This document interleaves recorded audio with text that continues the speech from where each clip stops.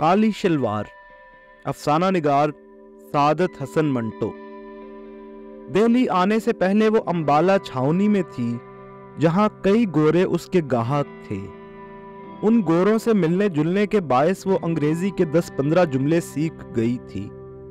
उनको वो आम गुफ्तगू में इस्तेमाल नहीं करती थी, लेकिन जब वो दिल्ली में आई और उसका कारोबार न चला तो एक रोज उसने अपनी पड़ोसन तमंचा जान से कहा, दिस लाइफ वेरी बैड, यानी ये जिंदगी बहुत बुरी है, जबकि खाने ही को नहीं मिलता। अंबाला छावनी में उसका धंधा बहुत अच्छी तरह चलता था। छावनी के गोरे शराब पीकर उसके पास आ जाते थे और वो 3-4 घंटों ही में 8-10 गुरों को निपटाकर 20-30 रुपए पैदा कर लिया करती थी। ये गोरे उसके हमवतनों के मुकाबले में बहुत अच्छे थे। इसमें कोई शक नहीं कि वो ऐसी जुबान बोलते थे जिसका मतलब सुल्ताना की समझ में नहीं आता था, मगर उनकी जुबान से ये लाइल्मी उसके हक में बहुत अच्छी साबित होती थी। अगर वो उससे कुछ रियायत चाहते तो वो सर हिलाकर कह दिया करती थी, साहब हमारी समझ में तुम्हारी बात नहीं आता। और अगर वो उससे जरूरत से ज्यादा छेड़छाड़ करते तो वो उनको अपनी जुबान में गालियां देना शुरू कर देती थी। वो हैरत में उसके मुंह की तरफ देखते तो वो उनसे कहती, साहब तुम एकदम उल्लू का पट्टा है, हरामजादा है, समझा। ये कहते वक्त वो अपने लहजा में सख्ती पैदा न करती, बल्कि बड़े प्यार के साथ उनसे बातें करती। ये गोरे हंस देते और हंसते वक्त वो सुल्ताना को बिल्कुल उल्लू के पट्टे दिखाई देते। मगर यहाँ दिल्ली में जब से वो आई थी, एक गोरा भी उसके यहाँ नहीं आया था। 3 महीने उसको हिंदुस्तान के इस शहर में रहते हो गए थे, जहां उसने सुना था कि बड़े लाट साहब रहते हैं जो गर्मियों में शिमले जाते हैं। मगर सिर्फ 6 आदमी उसके पास आए थे, सिर्फ 6, यानी महीने में 2, और उन 6 गाहकों से उसने खुदा झूठ न बुलवाए तो 18.5 रुपए वसूल किए थे। 3 रुपए से ज्यादा पर कोई मानता ही नहीं था। सुल्ताना ने उनमें से 5 आदमियों को अपना रेट 10 रुपए बताया था, मगर ताज्जुब की बात है कि उनमें से हर एक ने यही कहा, भाई हम 3 रुपए से एक कौड़ी ज्यादा न देंगे। न जाने क्या बात थी कि उनमें से हर एक ने उसे सिर्फ 3 रुपए के काबिल समझा। चुनाचे जब छठा आया तो उसने खुद उससे कहा, देखो मैं 3 रुपए एक टाइम के लूंगी, उससे एक धेला तुम कहो तो मैं न लूंगी। अब तुम्हारी मर्जी हो तो रहो वरना जाओ। छठे आदमी ने यह बात सुनकर तकरार न की और उसके हाथ ठहर गया। जब दूसरे कमरे में दरवाजे बंद करके वो अपना कोट उतारने लगा तो सुल्ताना ने कहा, लाइए 1 रुपया दूध का। उसने 1 रुपया तो न दिया, लेकिन नए बादशाह की चमकती हुई अठन्नी जेब में से निकालकर उसको दे दी, और सुल्ताना ने भी चुपके से ले ली कि चलो जो आया है गनीमत है। 18.5 रुपए 3 महीनों में, 20 रुपए माहवार तो उस कोठे का किराया था जिसको मालिक मकान अंग्रेजी जुबान में फ्लैट कहता था। उस फ्लैट में ऐसा पाखाना था जिसमें जंजीर खींचने से सारी गंदगी पानी के जोर से एकदम नीचे नल में गायब हो जाती थी और बड़ा शोर होता था। शुरू में तो उस शोर ने उसे बहुत डराया था। पहले दिन जब वो रफा हाजत के लिए उस पखाना में गई तो उसके कमर में शिद्दत के साथ दर्द हो रहा था। फारिग होकर जब उठने लगी तो उसने लटकी हुई जंजीर का सहारा ले लिया। उस जंजीर को देखकर उसने ख्याल किया, चूंकि ये मकान खास हम लोगों की रिहाइश के लिए तैयार किए गए हैं, ये जंजीर इसलिए लगाई गई है कि उठते वक्त तकलीफ ना हो और सहारा मिल जाया करे। मगर जो ही उसने जंजीर पकड़कर उठना चाहा, ऊपर खटखट सी हुई और फिर एकदम पानी इस शोर के साथ बाहर निकला कि डर के मारे उसके मुंह से चीख निकल गई। खुदा बख्श दूसरे कमरे में अपना फोटोग्राफी का सामान दुरुस्त कर रहा था और एक साफ बोतल में हाइड्रोकोनिन डाल रहा था कि उसने सुल्ताना की चीख सुनी। दौड़कर वो बाहर निकला और सुल्ताना से पूछा, क्या हुआ, ये चीख तुम्हारी थी? सुल्ताना का दिल धड़क रहा था। उसने कहा, ये मुआ पाखाना है या क्या है? बीच में ये रेलगाड़ियों की तरह जंजीर क्या लटका रखी है? मेरी कमर में दर्द था, मैंने कहा चलो इसका सहारा ले लूंगी, पर इस मुई जंजीर को छेड़ना था कि वो धमाका हुआ कि मैं तुमसे क्या कहूं। इस पर खुदाबख्श बहुत हंसा और उसने सुल्ताना को इस पैखाने की बाबत सब कुछ बता दिया था कि ये नए फैशन का है, जिसमें जंजीर हिलाने से सब गंदगी नीचे जमीन में धंस जाती है। खुदाबख्श और सुल्ताना का आपस में कैसे संबंध हुआ, ये एक लंबी कहानी है। खुदाबख्श रावलपिंडी का था। एंट्रेंस पास करने के बाद उसने लारी चलाना सीखा। चुनाचे 4 बरस तक वो रावलपिंडी और कश्मीर के दरमियान लारी चलाने का काम करता रहा। इसके बाद कश्मीर में उसकी दोस्ती एक औरत से हो गई। उसको भगाकर वो लाहौर ले आया। लाहौर में चूंकि उसको कोई काम न मिला, इसलिए उसने औरत को पेशे बिठा दिया। 2-3 बरस तक ये सिलसिला जारी रहा और वो औरत किसी और के साथ भाग गई। खुदाबख्श को मालूम हुआ कि वो अंबाला में है। वो उसकी तलाश में अंबाला आया, जहां उसको सुल्ताना मिल गई। सुल्ताना ने उसको पसंद किया, चुनाचे दोनों का संबंध हो गया। खुदाबख्श के आने से एकदम सुल्ताना का कारोबार चमक उठा। औरत चूंकि ज़ईफुल एतकाद थी, इसलिए उसने समझा कि खुदाबख्श बड़ा भागवान है, जिसके आने से इतनी तरक्की हो गई। चुनाचे उस खुश एतकादी ने खुदाबख्श की वक़्त उसकी नज़रों में और बढ़ा दी। खुदाबख्श आदमी मेहनती था। सारा दिन हाथ पर हाथ धरकर बैठा पसंद नहीं करता था। चुनाचे उसने एक फोटोग्राफर से दोस्ती पैदा की, जो रेलवे स्टेशन के बाहर मिनट कैमरे से फोटो खींचा करता था। इसलिए उसने फोटो खींचना सीख लिया। फिर सुल्ताना से 60 रुपए लेकर कैमरा भी खरीद लिया। आहिस्ता आहिस्ता एक पर्दा बनवाया, 2 कुर्सियां खरीदी और फोटो धोने का सब सामान लेकर उसने अपना अलहदा काम शुरू कर दिया। काम चल निकला। चुनाचे उसने थोड़ी ही देर के बाद अपना अड्डा अंबाले छावनी में कायम कर दिया। यहां वो गोरों के फोटो खींचता रहा। 1 महीने के अंदर अंदर उसकी छावनी के मुतादिद गोरों से वाकफियत हो गई। चुनाचे वो सुल्ताना को वहीं ले गया। यहाँ छावनी में खुदाबख्श के जरिए से कई गोरे सुल्ताना के मुस्तकिल गाहक बन गए और उसकी आमदनी पहले से दुगनी हो गई। सुल्ताना ने कानों के लिए बुंदे खरीदे, 5.5 तोले की 8 कंगनियां भी बनवा लीं, 10-15 अच्छी अच्छी साड़ियां भी जमा कर लीं। घर में फर्नीचर वगैरह भी आ गया। किस्सा मुख्तसर ये कि अंबाला छावनी में वो बड़ी खुशहाल थी, मगर एकाएकी न जाने खुदाबख्श के दिल में क्या समाई कि उसने दिल्ली जाने के लिए ठान ली। सुल्ताना इनकार कैसे करती, जबकि खुदाबख्श को अपने लिए बहुत मुबारक ख्याल करती थी। उसने खुशी खुशी दिल्ली जाना कबूल कर लिया। बल्कि उसने यह भी सोचा कि इतने बड़े शहर में जहां लाट साहब रहते हैं, उसका धंधा और भी अच्छा चलेगा। अपनी सहेलियों से वो दिल्ली की तारीफ सुन चुकी थी। फिर वहां हजरत निजामुद्दीन औलिया की खानकाह थी, जिससे उसे बेहद अकीदत थी। चुनाचे जल्दी जल्दी घर का भारी सामान बेच बाच कर वो खुदाबख्श के साथ दिल्ली आ गई। यहां पहुंचकर खुदाबख्श ने 20 रुपए माहवार पर एक छोटा सा फ्लैट ले लिया, जिसमें वो दोनों रहने लगे। एक ही किस्म के नए मकानों की लंबी सी कतार सड़क के साथ साथ चली गई थी। म्युनिसिपल कमेटी ने शहर का यह हिस्सा खास कस्बियों के लिए मुकर्रर कर दिया था, ताकि वो शहर में जगह जगह अपने अड्डे ना बनाए। नीचे दुकानें थीं और ऊपर 2 मंजिला रिहायशी फ्लैट। जो कि सब इमारतें एक ही डिजाइन की थी, इसलिए शुरू शुरू में सुल्तानों को अपना फ्लैट तलाश करने में बहुत दिक्कत महसूस होती थी। पर जब नीचे लॉन्ड्री वाले ने अपना बोर्ड घर की पेशानी पर लगा दिया तो उसको एक पक्की निशानी मिल गई। यहां मैलों कपड़ों की धुलाई की जाती है। ये बोर्ड पढ़ते ही वो अपना फ्लैट तलाश कर लिया करती थी। इसी तरह उसने और बहुत सी निशानियां कायम कर ली थीं। मसलन बड़े बड़े हरूफ में जहां कोयलों की दुकान लिखा था, वहां उसकी सहेली हीराबाई रहती थी, जो कभी कभी रेडियो घर में गाने जाया करती थी। जहां शुरफा के खाने का आला इंतजाम है लिखा था, वहां उसकी दूसरी सहेली मुख्तार रहती थी। नेवाड़ के कारखाना के ऊपर अनवरी रहती थी, जो उसी कारखाना के सेठ के पास मुलाजिम थी। चूंकि सेठ साहब को रात के वक्त अपने कारखाना की देखभाल करना होती थी, इसलिए वो अनवरी के पास ही रहते थे। दुकान खोलते ही गाहक थोड़े ही आते हैं। चुनाचे जब 1 महीने तक सुल्ताना बेकार रही तो उसने यही सोचकर अपने दिल को तसल्ली दी।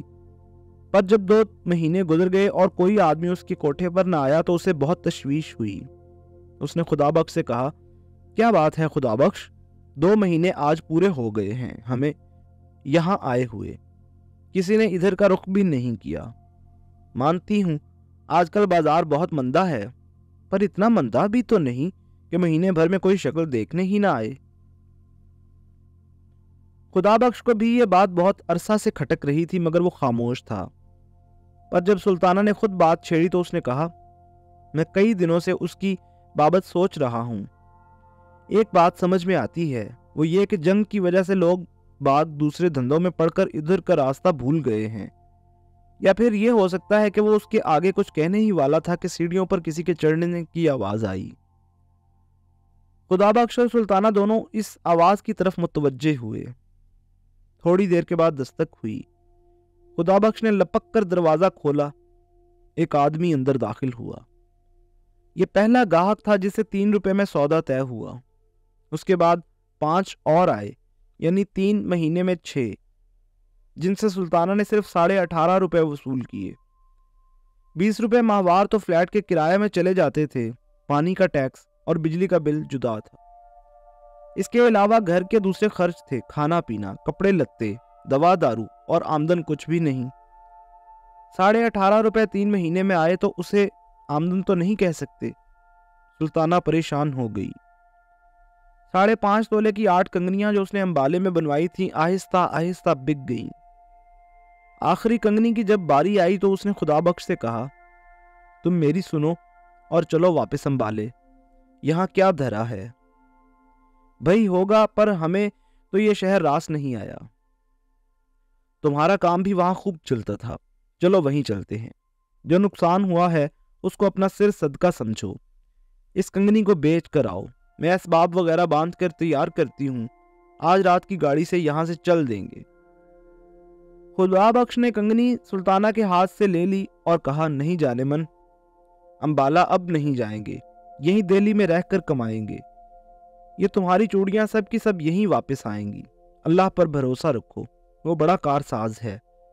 यहां भी वो कोई ना कोई असबाब बना ही देगा। सुल्ताना चुप हो रही। चुनाचे आखिरी कंगनी हाथ से उतर गई। बुच्चे हाथ देखकर उसको बहुत दुख होता था, पर क्या करती? पेट भी तो आखिर किसी हीले से भरना था। जब 5 महीने गुजर गए और आमदन खर्च के मुकाबले में चौथाई से भी कुछ कम रही तो सुल्ताना की परेशानी और ज्यादा बढ़ गई। खुदाबख्श भी सारा दिन अब घर से गायब रहने लगा था। सुल्ताना को इसका भी दुख था। इसमें कोई शक नहीं कि पड़ोस में उसकी 2-3 मिलने वालियां मौजूद थीं जिनके साथ वो अपना वक्त काट सकती थी, पर हर रोज उनके यहाँ जाना और घंटों बैठे रहना उसको बहुत बुरा लगता था। चुनाचे आहिस्ता आहिस्ता उसने इन सहेलियों से मिलना जुलना बिल्कुल तर्क कर दिया। सारा दिन वो अपने सुनसान मकान में बैठी रहती, कभी छालियां काटती रहती, कभी अपने पुराने और फटे हुए कपड़ों को सीती रहती, और कभी बाहर बालकनी में आकर जंगले के साथ खड़ी हो जाती और सामने रेलवे शेड में साकित और मुतहरिक इंजनों की तरफ घंटों बेमतलब देखती रहती। सड़क की दूसरी तरफ माल गोदाम था जो उस कोने से इस कोने तक फैला हुआ था। दाहिने हाथ को लोहे की छत के नीचे बड़ी बड़ी गांठें पड़ी रहती थीं और हर किस्म के माल असबाब के ढेर से लगे रहते थे। बाएं हाथ को खुला मैदान था जिसमें बेशुमार रेल की पटरियां बिछी हुई थी। धूप में लोहे की ये पटरियां चमकती तो सुल्ताना अपने हाथों की तरफ देखती जिन पर नीली नीली रगें बिल्कुल इन पटरियों की तरह उभरती रहती थीं। इस लंबे और खुले मैदान में हर वक्त इंजन और गाड़ियां चलती रहती थीं, कभी इधर कभी उधर। इन इंजनों और गाड़ियों की छिक छिक फक फक सदा गूंजती रहती थी। सुबह सवेरे जब वो उठकर बालकनी में आती तो एक अजीब समा नजर आता। धुंधलके में इंजनों के मुंह से गाढ़ा गाढ़ा धुआं निकलता था और गदले आसमान की जानिब मोटे और भारी आदमियों की तरह उठता दिखाई देता था। भाप के बड़े बड़े बादल में एक शोर के साथ पटरियों से उठते थे और आंख झपकने की देर में हवा के अंदर घुल मिल जाते थे। फिर कभी कभी जब वो गाड़ी के किसी डिब्बे को जिसे इंजन ने धक्का देकर छोड़ दिया हो अकेले पटरियों पर चलता देखती तो उसे अपना ख्याल आता। वो सोचती कि उसे भी किसी ने जिंदगी की पटरी पर धक्का देकर छोड़ दिया है और वो खुद ब खुद जा रही है। दूसरे लोग कांटे बदल रहे हैं और वो चली जा रही है, न जाने कहां। फिर एक रोज ऐसा आएगा जब उस धक्के का जोर आहिस्ता आहिस्ता खत्म हो जाएगा और वो कहीं रुक जाएगी, किसी ऐसे मकाम पर जो उसका देखा भाला ना होगा। यूं तो वो बेमतलब घंटों रेल की इन टेढ़ी बांकी पटरियों और ठहरे हुए चलते हुए इंजनों की तरफ देखती रहती थी, पर तरह तरह के ख्याल उसके दिमाग में आते रहते थे। अंबाला छावनी में जब वो रहती थी तो स्टेशन के पास ही उसका मकान था, मगर वहां उसने कभी उन चीजों की ऐसी नजरों से नहीं देखा था। अब तो कभी कभी उसके दिमाग में यह भी ख्याल आता कि ये जो सामने रेल की पटरियों का जाल सा बिछा है और जगह जगह से भाप और धुआं उठ रहा है, एक बहुत बड़ा चकला है। बहुत सी गाड़ियां हैं जिनको चंद मोटे मोटे इंजन इधर उधर धकेलते रहते हैं। सुल्ताना को तो बाज़ औक़ात ये इंजन सेठ मालूम होते हैं, जो कभी कभी अंबाला में उसके यहाँ आया करते थे। फिर कभी कभी जब वो किसी इंजन को आहिस्ता आहिस्ता गाड़ियों की कतार के पास से गुजरता देखती तो उसे ऐसा महसूस होता कि कोई आदमी चकले के किसी बाजार में से ऊपर कोठों की तरफ देखता जा रहा है। सुल्ताना समझती थी कि ऐसी बातें सोचना दिमाग की खराबी का बायस है। चुनाचे जब इस किस्म के ख्याल उसको आने लगे तो उसने बालकनी में जाना छोड़ दिया। खुदाबख्श से उसने एक बार कहा था, देखो मेरे हाल पर रहम करो, यहाँ घर में रहा करो, मैं सारा दिन यहाँ बीमारों की तरह पड़ी रहती हूँ। मगर उसने हर बार सुल्ताना से यह कहकर उसकी तशफ़ी कर दी, जाने मन मैं बाहर कुछ कमाने की फिक्र कर रहा हूँ, अल्लाह ने चाहा तो चंद दिनों ही में बेड़ा पार हो जाएगा। पूरे 5 महीने हो गए थे, मगर अभी तक न सुल्ताना का बेड़ा पार हुआ था न खुदा बख्श का। मुहर्रम का महीना सर पर आ रहा था, मगर सुल्ताना के पास काले कपड़े बनवाने के लिए कुछ भी न था। मुख्तार ने लेडी हैमिल्टन की एक नई वजह की कमीज बनवाई थी, जिसकी आस्तीनें काली जॉर्जेट की थीं। उसके साथ मैच करने के लिए उसके पास काली साटन की शलवार थी, जो काजल की तरह चमकती थी। अनवरी ने रेशमी जॉर्जेट की एक बड़ी नफीस साड़ी खरीदी थी। उसने सुल्ताना से कहा था कि वो इस साड़ी के नीचे सफ़ेद बोस्की का पेटीकोट पहनेगी, क्योंकि ये नया फैशन है। इस साड़ी के साथ पहनने को अनवरी काली मखमल का एक जूता लाई थी, जो बड़ा नाजुक था। सुल्ताना ने जब ये तमाम चीज़ें देखी तो उसको इस एहसास ने बहुत दुख दिया कि वो मुहर्रम मनाने के लिए ऐसा लिबास खरीदने की इस्तिताअत नहीं रखती। अनवरी और मुख्तार के पास ये लिबास देखकर जब वो घर आई तो उसका दिल बहुत मगमूम था। उसे ऐसा मालूम होता था कि थोड़ा सा उसके अंदर पैदा हो गया है। घर बिल्कुल खाली था। खुदाबख्श हस्बे मामूल बाहर था। देर तक वो दरी पर गाँव तकिया सर के नीचे रखकर लेटी रही। फिर जब उसकी गर्दन ऊंचाई के बायस अकड़ सी गई तो उठकर बाहर बालकनी में चली गई, ताकि गम अफजा ख्यालात को अपने दिमाग में से निकाल दे। सामने पटरियों पर गाड़ियों के डिब्बे खड़े थे, पर इंजन कोई भी नहीं था। शाम का वक्त था, छिड़काव हो चुका था, इसलिए गर्दो गुबार दब गया था। बाजार में ऐसे आदमी चलने शुरू हो गए थे जो पांक झांक करने के बाद चुपचाप घरों का रुख करते हैं। ऐसे ही एक आदमी ने गर्दन ऊंची करके सुल्ताना की तरफ देखा। सुल्ताना मुस्कुरा दी और उसको भूल गई, क्योंकि अब सामने पटरियों पर एक इंजन नमूदार हो गया था। सुल्ताना ने गौर से उसकी तरफ देखना शुरू किया और आहिस्ता आहिस्ता यह ख्याल उसके दिमाग में आया कि इंजन ने भी काला लिबास पहन रखा है। यह अजीबो गरीब ख्याल दिमाग से निकालने की खातिर जब उसने सड़क की जानिब देखा तो उसे वही आदमी बैलगाड़ी के पास खड़ा नजर आया, जिसने उसकी तरफ ललचाई नजरों से देखा था। सुल्ताना ने हाथ से ही उसे इशारा किया। उस आदमी ने इधर उधर देखकर एक लतीफ इशारे से पूछा, किधर से आऊं? सुल्ताना ने उसे रास्ता बता दिया। वो आदमी थोड़ी देर खड़ा रहा, मगर फिर बड़ी फुर्ती से ऊपर चला आया। सुल्ताना ने उसे दरी पर बिठाया। जब वो बैठ गया तो उसने सिलसिला गुफ्तगू शुरू करने के लिए कहा, आप ऊपर आते डर रहे थे? वो आदमी ये सुनकर मुस्कुराया। तुम्हें कैसे मालूम हुआ? डरने की बात ही क्या थी? इस पर सुल्ताना ने कहा, ये मैंने इसलिए कहा कि आप देर तक वहीं खड़े रहे और फिर कुछ सोचकर ऊपर आए। वो ये सुनकर फिर मुस्कुराया। तुम्हें गलत फहमी हुई, मैं तुम्हारे ऊपर वाले फ्लैट की तरफ देख रहा था। वहां कोई औरत खड़ी एक मर्द को ठेंगा दिखा रही थी। मुझे यह मंजर पसंद आया। फिर बालकनी में सब्ज बल्ब रोशन हुआ तो मैं कुछ देर के लिए ठहर गया। सब्ज रोशनी मुझे पसंद है, आंखों को बहुत अच्छी लगती है। ये कहकर उसने कमरे का जायजा लेना शुरू कर दिया। फिर वो उठ खड़ा हुआ। सुल्ताना ने पूछा, आप जा रहे हैं? उस आदमी ने जवाब दिया, नहीं, मैं तुम्हारे इस मकान को देखना चाहता हूं।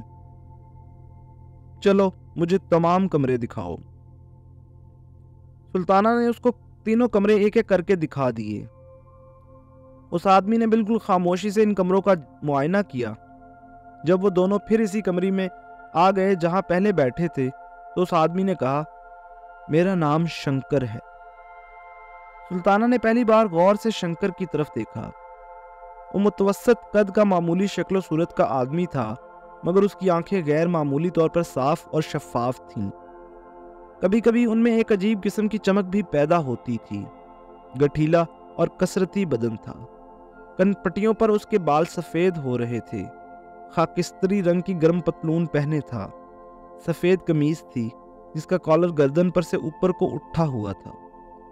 शंकर कुछ इस तरह दरी पर बैठा था कि मालूम होता था शंकर के बजाय सुल्ताना गाहक है। इस एहसास ने सुल्ताना को कदरे परेशान कर दिया। चुनाचे उसने शंकर से कहा, फरमाइए। शंकर बैठा था, ये सुनकर लेट गया। मैं क्या फरमाऊं? कुछ तुम ही फरमाओ, बुलाया तुम ही ने है मुझे। जब सुल्ताना कुछ ना बोली तो वो उठ बैठा। मैं समझा, लो अब मुझसे सुनो। जो कुछ तुमने समझा गलत है। मैं उन लोगों में से नहीं हूं जो कुछ दे कर जाते हैं। डॉक्टर की तरह मेरी भी फीस है। मुझे जब बुलाया जाए तो फीस देना ही पड़ती है। सुल्ताना ये सुनकर चकरा गई, मगर इसके बावजूद उसे बेख्तियार हंसी आ गई। आप काम क्या करते हैं? शंकर ने जवाब दिया, यही जो तुम लोग करते हो। क्या? तुम क्या करती हो? मैं कुछ भी नहीं करती। मैं भी कुछ नहीं करता। सुल्ताना ने बिन्नाह कर कहा, यह तो कोई बात ना हुई, आप कुछ ना कुछ तो जरूर करते होंगे। शंकर ने बड़े इत्मीनान से जवाब दिया, तुम भी कुछ ना कुछ जरूर करती होगी। झक मारती हूं, मैं भी झक मारता हूं। तो आओ दोनों झक मारें। मैं हाजिर हूं, मगर झक मारने के लिए दाम में कभी नहीं दिया करता। होश की दवा करो, ये लंगर खाना नहीं, और मैं भी वॉलंटियर नहीं हूं। सुल्ताना यहां रुक गई। उसने पूछा, ये वॉलंटियर कौन होते हैं? शंकर ने जवाब दिया, उल्लू के पट्टे।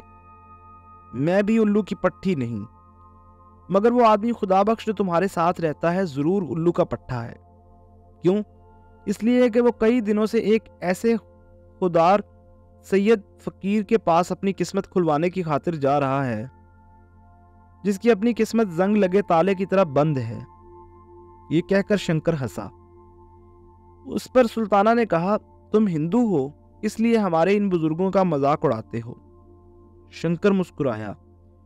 ऐसी जगहों पर हिंदू मुस्लिम सवाल पैदा नहीं हुआ करते। बड़े बड़े पंडित और मौलवी अगर यहां आए तो वो भी शरीफ आदमी बन जाएं। जाने तुम क्या उठपटांग बातें करते हो। बोलो, रहोगे? उसी शर्त पर जो पहले बता चुका। सुल्ताना उठ खड़ी हुई। तो जाओ, रास्ता पकड़ो। शंकर आराम से उठा। पतलून की जेबों में उसने अपने दोनों हाथ ठूंसे और जाते हुए कहा, मैं कभी कभी इस बाजार से गुजरा करता हूं। जब भी तुम्हें मेरी जरूरत हो बुला लेना।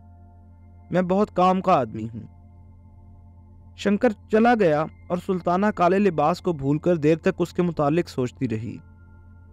इस आदमी की बातों ने उसके दुख को बहुत हल्का कर दिया था। अगर वो अंबाले में आया होता जहां के वो खुशहाल थी, तो उसने किसी और ही रंग में उस आदमी को देखा होता और बहुत मुमकिन है कि उसे धक्के देकर बाहर निकाल दिया होता। मगर यहाँ चूंकि वो बहुत उदास रहती थी, इसलिए शंकर की बातें उसे पसंद आईं। शाम को जब खुदाबख्श आया तो सुल्ताना ने उससे पूछा, तुम आज सारा दिन किधर गायब रहे हो? खुदा बख्श थक कर चूर चूर हो रहा था। कहने लगा, पुराना किले के पास आ रहा हूँ। वहाँ एक बुजुर्ग कुछ दिनों से ठहरे हुए हैं। उनके पास हर रोज जाता हूँ कि हमारे दिन फिर जाएं। कुछ उन्होंने तुमसे कहा? नहीं, अभी वो मेहरबान नहीं हुए।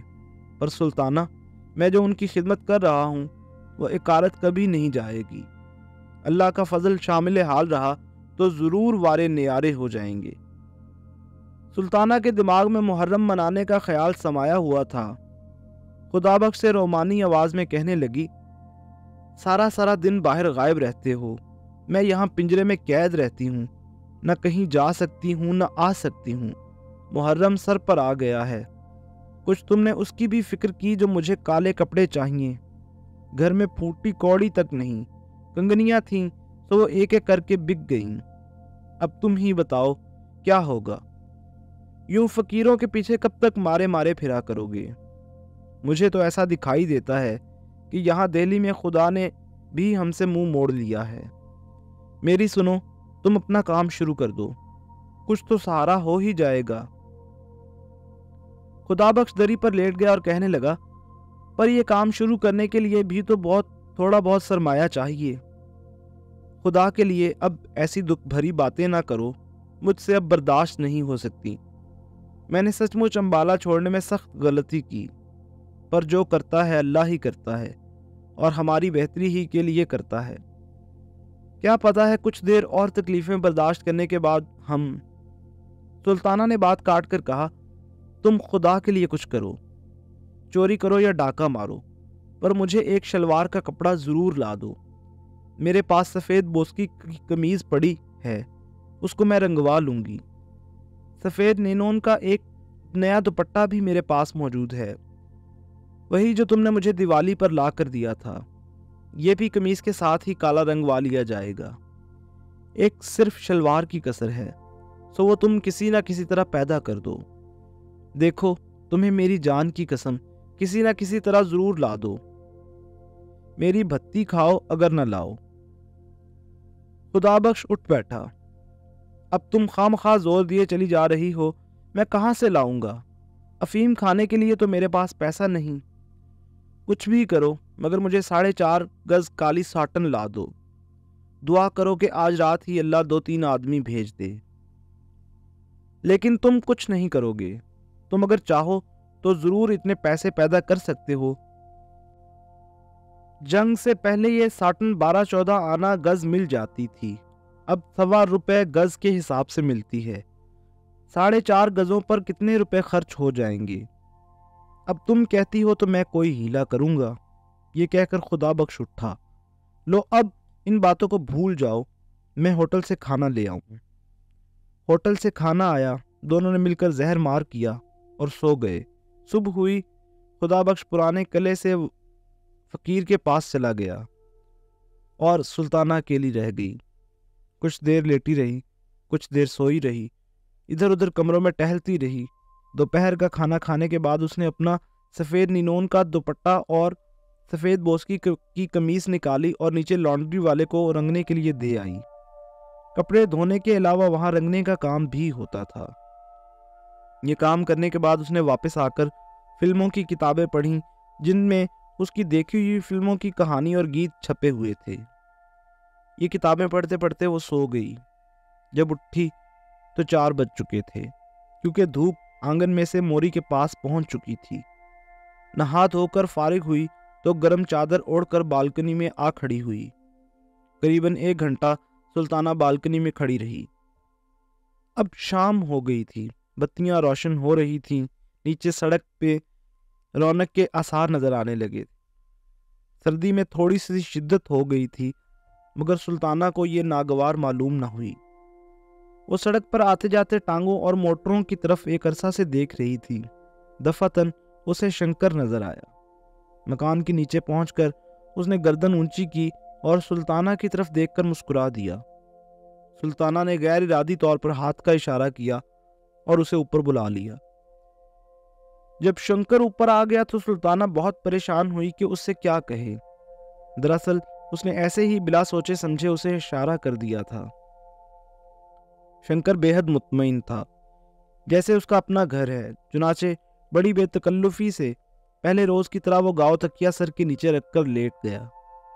जब सुल्ताना ने देर तक उससे कोई बात न की तो उससे कहा, तुम मुझे 100 दफा बुला सकती हो और 100 दफा ही कह सकती हो कि चले जाओ। मैं ऐसी बातों पर कभी नाराज नहीं हुआ करता। सुल्ताना शशोपंज में गिरफ्तार हो गई। कहने लगी, नहीं बैठो, तुम्हें जाने को कौन कहता है। शंकर इस पर मुस्कुरा दिया। तो मेरी शर्तें तुम्हें मंजूर है? कैसी शर्तें? सुल्ताना ने हंसकर कहा, क्या निकाह कर रहे हो मुझसे? निकाह और शादी कैसी? न तुम उम्र भर में किसी से निकाह करोगी न मैं। ये रस्में हम लोगों के लिए नहीं। छोड़ो इन फजूलियात को, कोई काम की बात करो। बोलो, क्या बात करूं? तुम औरत हो, एक ऐसी बात शुरू करो जिससे 2 घड़ी दिल बहल जाए। इस दुनिया में सिर्फ दुकानदार ही दुकानदारी नहीं और कुछ भी है। सुल्ताना ज़हनी तौर पर अब शंकर को कबूल कर चुकी थी। कहने लगी, साफ साफ कहो, तुम मुझसे क्या चाहते हो? जो दूसरे चाहते हैं। शंकर उठकर बैठ गया। तुम में और दूसरों में फिर फर्क ही क्या रहा? तुम में और मुझ में कोई फर्क नहीं, उनमें और मुझ में जमीन व आसमान का फर्क है। ऐसी बहुत सी बातें होती हैं जो पूछना नहीं चाहिए, खुद समझना चाहिए। सुल्ताना ने थोड़ी देर तक शंकर की इस बात को समझने की कोशिश की, फिर कहा, मैं समझ गई, तो कहो क्या इरादा है? तुम जीते, मैं हारी, पर मैं कहती हूं आज तक किसी ने ऐसी बात कबूल न की होगी। तुम गलत कहती हो। इसी मोहल्ले में तुम्हें ऐसी सादा लौह औरतें भी मिल जाएंगी जो कभी यकीन नहीं करेंगी कि औरत ऐसी जिल्लत कबूल कर सकती है जो तुम बगैर किसी एहसास के कबूल करती रही हो। लेकिन उनके ना यकीन करने के बावजूद तुम हजारों की तादाद में मौजूद हो। तुम्हारा नाम सुल्ताना है ना? सुल्ताना ही है। शंकर उठ खड़ा हुआ और हंसने लगा। मेरा नाम शंकर है। ये नाम भी अजब ऊट पटांग होते हैं। चलो आओ अंदर चले। सुल्ताना और शंकर दरी वाले कमरे में वापस आए तो दोनों हंस रहे थे, न जाने किस बात पर। जब शंकर जाने लगा तो सुल्ताना ने कहा, शंकर, मेरी एक बात मानोगे? शंकर ने जवाबन कहा, पहले बात बताओ। सुल्ताना कुछ झेंप सी गई। तुम कहोगे कि मैं दाम वसूल करना चाहती हूं, मगर कहो कहो, रुक क्यों गई हो? सुल्ताना ने जुर्रत से काम लेकर कहा, बात यह है कि मुहर्रम आ रहा है और मेरे पास इतने पैसे नहीं कि मैं काली शलवार बना सकूं। यहाँ के सारे दुखड़े जो तो तुम मुझसे सुन ही चुके हो। कमीज और दुपट्टा मेरे पास मौजूद था जो मैंने आज रंगवाने के लिए दिया है। शंकर ने यह सुनकर कहा, तुम चाहती हो कि मैं तुम्हें कुछ रुपए दे दूं जो तुम ये काली शलवार बना सको? सुल्ताना ने फौरन ही कहा, नहीं, मेरा मतलब ये है कि अगर हो सके तो तुम मुझे एक काली शलवार ला दो। शंकर मुस्कुराया। मेरी जेब में तो इत्तेफाक ही से कुछ कभी होता है। बहरहाल मैं कोशिश करूंगा। मुहर्रम की पहली तारीख को तुम्हें ये शलवार मिल जाएगी। ले बस अब खुश हो गई। सुल्ताना के बुंदों की तरफ देखकर शंकर ने पूछा, क्या ये बुंदे तुम मुझे दे सकती हो? सुल्ताना ने हंसकर कहा, तुम इन्हें क्या करोगे? चांदी के मामूली बुंदे हैं, ज्यादा से ज्यादा 5 रुपए के होंगे। इस पर शंकर ने कहा, मैंने तुमसे ये बुंदे मांगे हैं, इनकी कीमत नहीं पूछी। बोलो देती हो? ले लो। ये कहकर सुल्ताना ने बुंदे उतारकर शंकर को दे दिए। उसके बाद अफसोस हुआ, मगर शंकर जा चुका था। सुल्ताना को कतई यकीन नहीं था कि शंकर अपना वादा पूरा करेगा, मगर 8 रोज के बाद मुहर्रम की पहली तारीख को सुबह 9 बजे दरवाजे पर दस्तक हुई। सुल्ताना ने दरवाजा खोला तो शंकर खड़ा था। अखबार में लिपटी हुई चीज उसने सुल्ताना को दी और कहा, साटन की काली शलवार है, देख लेना, शायद लंबी हो। मैं अब चलता हूं। शंकर शलवार देकर चला गया और कोई बात उसने सुल्ताना से न की। उसकी पतलून में शिकने पड़ी हुई थीं, बाल बिखरे हुए थे। ऐसा मालूम होता था कि अभी अभी सोकर उठा है और सीधा इधर ही चला आया है। सुल्ताना ने कागज खोला।